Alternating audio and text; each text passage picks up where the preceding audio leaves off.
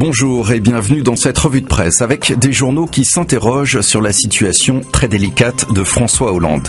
Le Parisien aujourd'hui en France estime que le chef de l'État, à la veille de sa conférence de presse très attendue, n'échappera pas à des questions sur sa liaison avec Julie Gaillet.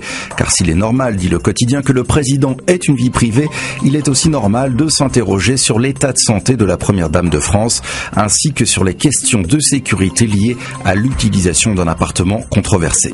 Même point de vue dans Libération qui évoque de la friture sur la ligne d'un président qui compte sur ce rendez-vous avec 500 journalistes pour affirmer une politique claire. Car cette conférence de presse de l'Élysée devait être d'abord un événement politique d'envergure. L'occasion pour le PS, dit Sylvain Bourreau, d'en faire un moment de transparence sur la réalité des politiques social-démocrates que le parti mène depuis des années sans oser l'affirmer dans ses discours.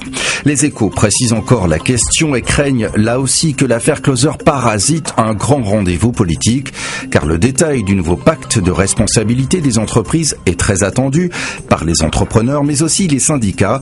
Quant à la presse, elle est elle aussi attendue au tournant, puisque le journal appelle à un pacte de responsabilité médiatique pour que les affaires du couple ne parasitent pas totalement cet événement. Difficile de plaire à tout le monde en politique, avec un cas extrême également dans la presse aujourd'hui. À l'occasion des obsèques d'Ariel Sharon, Le Figaro note que la mort de l'ex-premier ministre israélien suscite des réactions très contrastées. Valeureux pour les uns, il est aussi considéré comme impardonnable pour les colons depuis le désengagement de la bande de Gaza, mais aussi comme criminel pour sa responsabilité dans les massacres des camps de réfugiés palestiniens de Sabra et Shatila.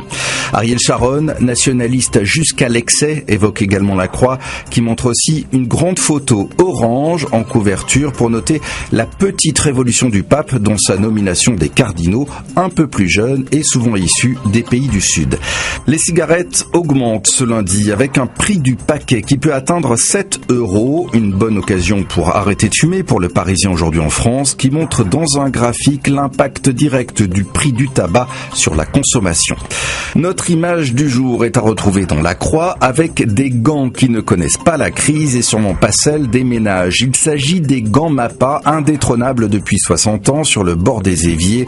Malgré les apparences, cette marque française qui appartient aujourd'hui à un groupe américain se renouvelle sans cesse techniquement, ce qui lui permet de rester le leader européen en la matière. C'est ainsi que l'on se quitte. À demain.